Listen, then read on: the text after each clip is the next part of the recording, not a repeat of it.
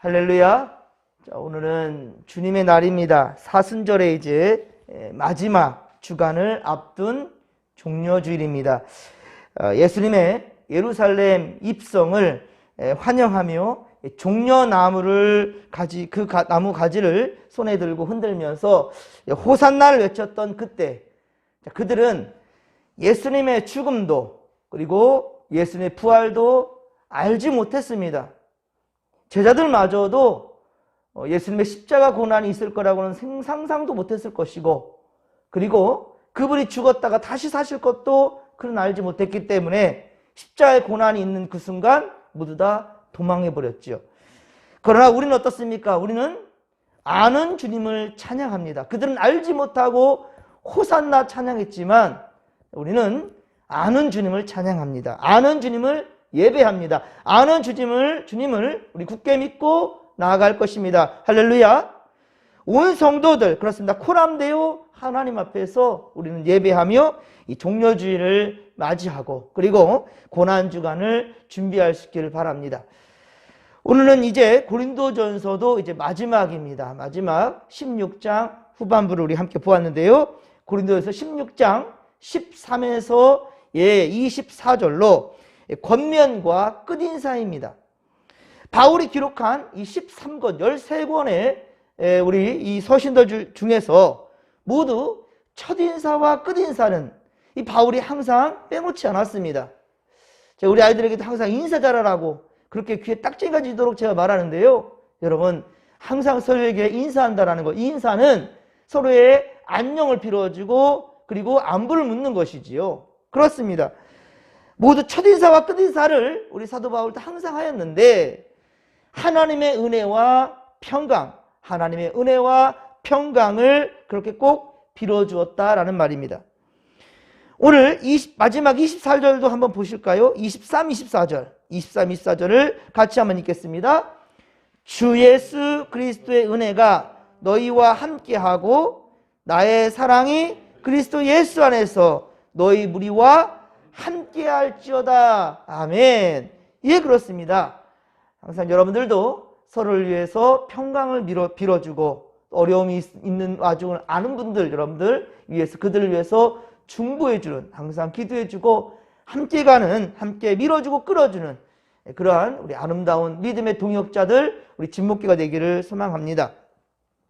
바울은 2차 선교여행 중에 고린도에 1년 6개월 동안에 머물면서 복음을 전했어요. 잠깐 스쳐 지나가는 것이 아닙니다. 1년 6개월 동안이나 이 고린도 지역에 머물면서 복음을 전했어요. 바울은 한 지역에 정착하여 교회를 개척하고 목회하는 그러한 담임 목사님 대신에 복음을 땅끝까지 전파하여 복음으로서 사람들을 얻는 것을 바로 자기의 소망으로 생각하였고요. 또 주님께서 또한 역시 우리 사도 바울을 택할 때 이방인의 사도로 그렇게 부르셨다라는 말입니다. 그리고 바울이 고린도를 떠난 다음에는 항상 그곳에 또 새로운 또 목회자를 세웠고 그 지역의 이름을 따라서 교회를 세웠고 그리고 사역자를 분명히 세웠단 말입니다.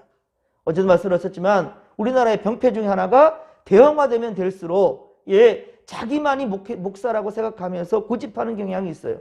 그래서 수가 많이 늘어나는데 교인들은 목사를 알아도 목사 교회를 알지 못해요. 이건 문제가 있어서 심각한 문제인 거죠. 교인들도 목사를 알아야 되겠지만 목사 교인들을 알아야 그들을 위해서 기도하고 이렇게 사도 바울처럼 그들을 위해서 기도해 줄 수가 있지요.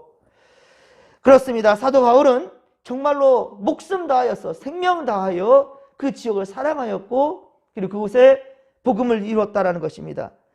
복음을 땅끝까지 전파하라는 주의 명령을 온전히 순종하고자 했던 것이지요. 그리고 바울이 고린도를 떠난 후에 이제 약 3년의 시간이 또 흘러가는데요. 그 흐르는 동안에 이 고린도의 그리스도인들은 그리스도 안에서 이제 새로운 삶을 이제 시작하게 되지만 그럼 어떻습니까? 그 지역에 그리고 그 살아온 세월 가운데 있었던 이 문화들 있지 않습니까? 이거와 이제 믹스가 되면서 겪게 되는 시행착오. 그러면서 여러 가지 문제를 나왔지요. 그래서 고린도전서 1장에 보면 이 고린도 전후서에는 그래서 이 문제점에 대해서 사도 바울이 지적을 해주고 그것을 진단하며 그리고 그렇게 좋은 하나님께서 원하시는 방향으로 이끄는 그런 해결점을 보여주는 것이 고린도 전후서예요. 자, 고린도 1장에 보면 분열과 파당의 문제였죠. 분열과 파당을 짓기 시작합니다. 그리고 십자가에 대해서 오해를 하게 되고요. 자, 5장에 보면 음행의 문제를 또 다루고 있습니다. 또한 6장에서는 세상 법정에 이 문제를 송사하는 그런 문제들, 그리고 7장에는 결혼 문제, 8장에서 10장까지는 좀 많은 이야기를 갖고 있는데 이게 바로 우상의 문제입니다. 우상의 음식 문제에 대해서 특별히 다루고 있고요. 11장에서는 또 공중 예배에서, 공적 예배에서 여성과 남성 이 권익에 대해서 문제를 다뤘었죠. 여기서 여러분들 오해하지 말 것은 여성을 피하듯이 말하지만 그것이 아니란 말이에요. 하나님 안에서는 여성만 있고 남성만 있지 않고 남성만 있지 여성만 있지 않다라는 거예요. 모두 다 하나님께 낫다라는 거예요. 그리고 서로는 돕는 자로서 있어야 된다라는 것. 그러나 이 고린도 지역에서는 특별히 남성의 권위가 아주 땅에 떨어졌단 말입니다. 그것을 대해서 우리 사도 바울은 지적을 하고 있는 부분이고요. 그리고 12에서 13장에는 성령의 문제에 대해서 얘기하고 있고, 그리고 은사에 대해서 성령께서 주시는 그 은사들에 대한 문제점에 대해서 지적합니다. 이 은사라는 것은 비교 대상이 아니라는 거예요. 다 소중한 것입니다. 그래서 14장에는 방언과 예언의 문제를 또 다루고 있고, 또 특별히 13장에는 은사 중에 최고의 은사가 뭐다? 사랑이다. 사랑장이라고 얘기하고 있습니다. 15장에서 보았던 15장도 아주 내용이 가장 깁니다. 사도 바울이 서신서를 기록한 중에서 가장 긴 것이 바로 한 장으로 따졌을 때는 15장이 제일 긴다는 거예요. 이렇게 많은 내용을 담은 게 바로 부활의 문제입니다. 그만큼이나 기독교는 부활이 매우 중요합니다. 그래서 부활의 문제가 15장에 있고 16장에서는 교회에서 또 가끔 이 문제가 되어지는 바로 물질의 문제죠. 이 세상을 살아가는데 사람들에게 우선순위가 하나님이 아니라 물질이 될 경우가 참 많아요. 믿는 자들도 물질 만능주의, 이 물질에 대해서 여러 가지 시험이 들고 넘어지는 경우가 있거든요. 그래서 바로 16장에서 헌금에 대해서 문제를 다루고 있고, 그리고 권면과 인사로서 이렇게 고린도전서 16장을 마치게 됩니다.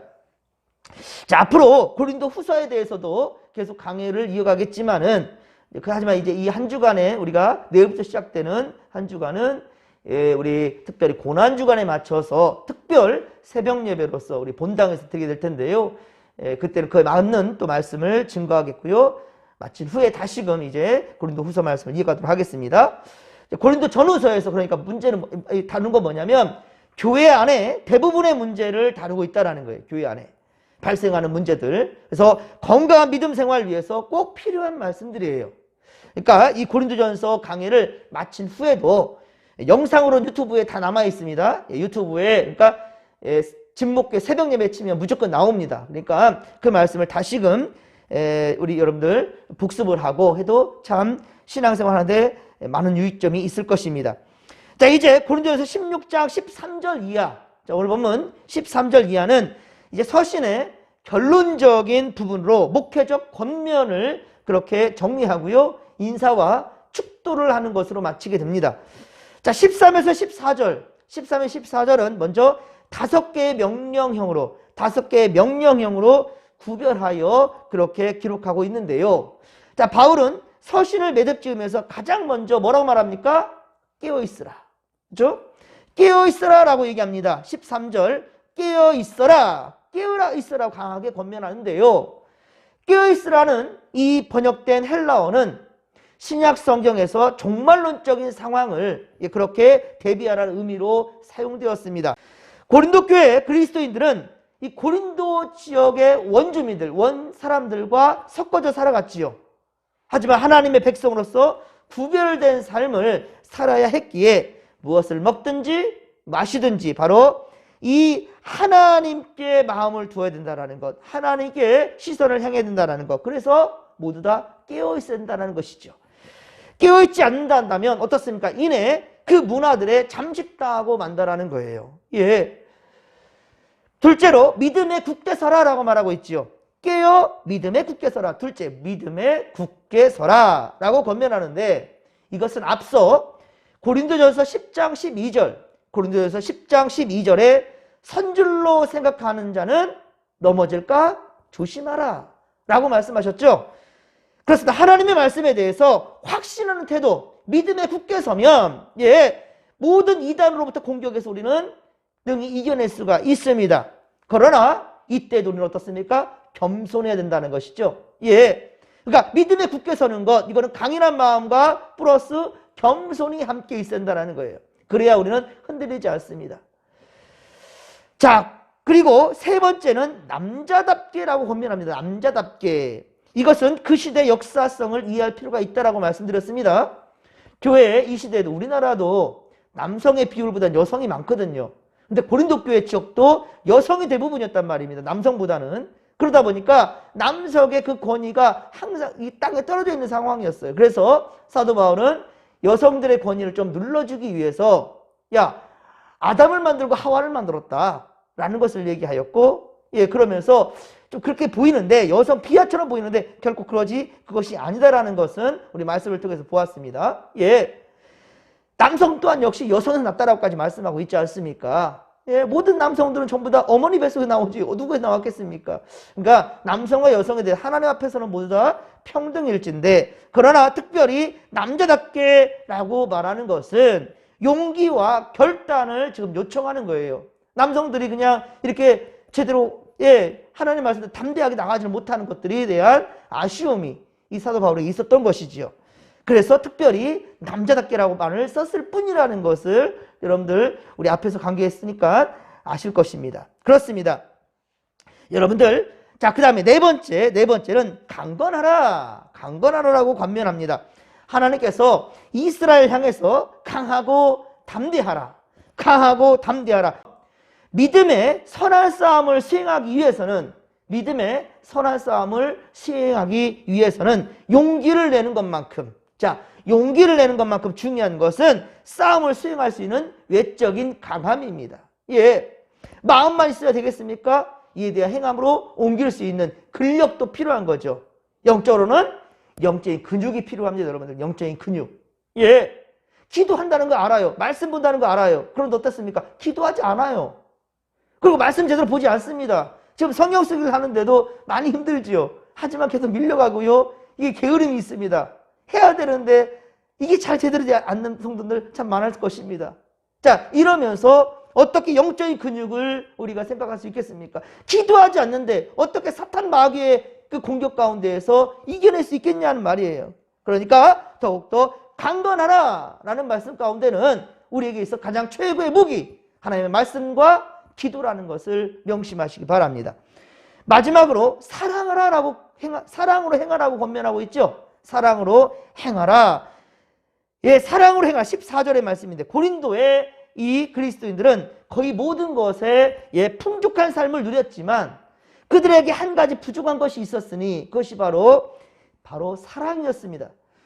앞서 고린도전서 13장, 그래서 이 13장에 특별히 우리 사도 바울은 이 은사 중에 은사, 사랑을 강조한 거예요.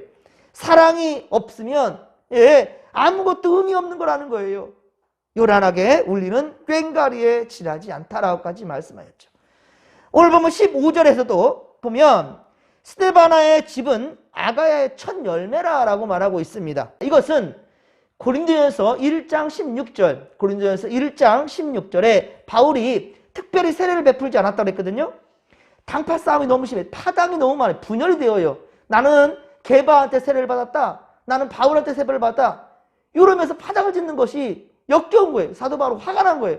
나는 니들한테 세례를 주지 않을란다라고까지 얘기하고 있습니다. 세례는 매우 중요합니다. 세례를 통해서 우리는 어떻습니까? 예수 그리스도의 그 사랑을 이 마음에, 이 가슴에 새길 수가 있고요. 그것을 통해서 우리는 하나님 나라 백성이라는 것을 확고하게 자타가 공인받게 되는 그런 순간이에요. 이거 얼마나 중요합니까? 이전의 죄를 예수 그리스도의 말미암아 그 피로 말미암아 씻어내고 우리는 정결케 된다는 거예요. 정결 예식이 되는 거예요. 그런데도 사도 바울은 나는 세례 주지 않을란다. 그렇게 말했었어요. 내가 아니어도 다른 사람 줄 수 있으니까 나는 복음을 전하겠다.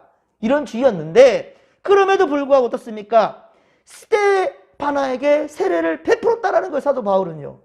예, 그만큼이나 스데바나 이 사람은 정말 신실하였고 그리고 온 가족이 세례를 받는 그런 역사가 바로 아가야에서 있었고요. 이것이 바로 첫 열매라라고까지 얘기하고 있는 것이죠. 그런데 오늘 보면 16절에 바울이 특별히 칭찬한 것은 무엇인가? 바울이 특별한 칭찬한 것은 하나님의 일로 수고하는 모든 사람에게 순종하였고요. 그리고 더불어 서로에게 부족한 것이 있으면 적극적으로 돕고 함께 채워져가는 아름다운 섬김이 그에게 있었기 때문에 칭찬하고 있는 거예요. 시기와 질투가 아니라 인정해주니 이렇게 멋진 일꾼으로 세워질 수 있다는 거죠. 오늘 보면 18절입니다. 자, 오늘 보면 18절의 말씀을 같이 한번 읽겠습니다. 그들이 나와 너희 마음을 시원하게 하였으니 그러므로 너희는 이런 사람을 알아주라. 아멘. 이런 사람을 알아주라는 거예요. 여러분, 아내가 남편을 왕처럼 떠받들어 주면 그 아내는 뭐가 됩니까? 하녀가 됩니까? 아니죠. 남편이 왕이니 나는 왕비가 되는 것입니다. 여러분, 내가 남을 인정해주면 자연히 나도 인정받게 되는 겁니다. 여러분이 살아가는 세상을, 가정을, 교회를, 직장을, 그리고 여러분들 살아가는 모든 삶의 터전을 여러분들 꼭 기억하시고 사랑하시기 바랍니다. 그러면 그 안에서 함께 살아가는 여러분들 또한 역시 존귀한 자들이 될 수 있다는 거예요. 바울은 특히 고린도 지역을 전도함에 있어서 19절에 보듯이 아굴라와 브리스길라 이 도움이 컸습니다. 이 이야기는 사도행전 18장에 기록된 내용인데요. 이 부부는 바울을 자신의 집으로 모셨습니다. 여기가 바로 시발점이 되어서 시작이 되어서 목회자들을 바로 사택으로 교회는 모시고 이렇게 다른 세상 일이 아니라 오직 복음에만 열심을 다할 수 있도록 그렇게 배려하게 된 거예요. 그 바로 처음 초석을 쌓은 것이 아굴라와 브리스길라예요. 근데 아굴라가 남편이고 브리스길라가 여성이거든요. 아내거든요. 다른 데는요. 처음 시작했을 때는 아굴라 브리스길라였는데 나중에 사도 바울이 표현할 때 다 브리스길라 아굴라예요. 브리스길라 아굴라. 그런데 오늘에서는 다시 또 아굴라와 브리스길라로 말한 이유가 바로 남성의 권위를 세워주고자 했다는 것을 우리도 고린도 전서 강의를 통해서 누차 말씀드렸습니다. 여기에도 그런 지금 색깔이 보이는 거예요. 아굴라와 브리스길라. 남편부터 이야기해 준 것을 보게 되지요. 어쨌든 이들은 참 얼마나 아름다웠던지 주의 종 바울을 극진히 섬겼습니다. 바울은 그들의 아름다운 수고를 그래서 잊지 않았던 것이지요. 그리고 바울은 어떻습니까? 더디오를 통하여 로마서를 대표하게 했는데 그런데 오늘 고린도전서는 어떻습니까? 바로 동역자를 세워서 대신 쓰게 하는 것이 아니라 본인이 직접 21절에 보십시오. 친필로 직접 문안한다 라고까지 표현하고 있어요. 이것은 무엇입니까? 내가 너희를 이만큼 사랑한다 라는 것을 그렇게 표현한 것이죠. 알아달라라는 것이죠. 내가 너를 얼마나 사랑하는지 그 얘기를 하는 것입니다. 마지막 부분 바로 목회자의 축도라고 볼 수 있습니다. 목사의 축도입니다. 특히 22절에 보면 우리 주여 오시옵소서 라고 말했는데 즉 고단한 이 인생 가운데 주님의 재림을 간절히 사모하고 바랬던 초대교회의 성도들의 그 바램, 이 바램을 지금 얘기하는 겁니다. 지금도 목회자는 성도들에게 내세에 희망을 주며 또 주님이 함께 하시고 다시 오실 거라는 그 확신을 심어줄 사명이 있습니다. 지금의 고난을 오직 믿음으로 잘 이겨낼 수 있도록 인도한다는 것이죠. 사랑하는 성도 여러분, 바울 시대의 하나님은 여전히 지금도 우리와 함께 하십니다. 아멘. 그렇습니다. 주님의 은혜가 이번 한 주간도 우리에게 있기를 바라며 그리고 특별히 오늘 종려주일을 맞이하면서 또 이후에 한 주간 동안 우리는 고난주간을 보내게 될 텐데요. 십자가의 은혜를 깨달아가는 복된 시간들이 되기를 간절히 빌고 소망합니다. 이 고난주간만큼은 온 성도들이 함께 했으면 좋겠습니다. 많이 힘드셔도 우리 함께 이 고난주간 십자가의 은혜를 이때 아니면 또 언제 생각할 수 있겠습니까? 지금의 이때 더욱더 십자가의 한 걸음 더 가까이 나갈 수 있는 우리 성도들 다 되기를 주님의 간절히 축원합니다. 오늘은 주님의 날이고 특별히 종려주일입니다.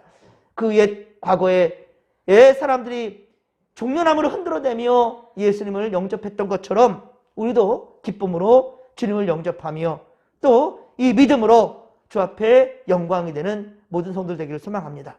우리 주님의 날 성전에서 모든 성도들 함께 하길 바랍니다. 자, 이 시간도 우리가 주여 삼차 부르며 기도하며 나갑니다. 주여, 주여, 주여.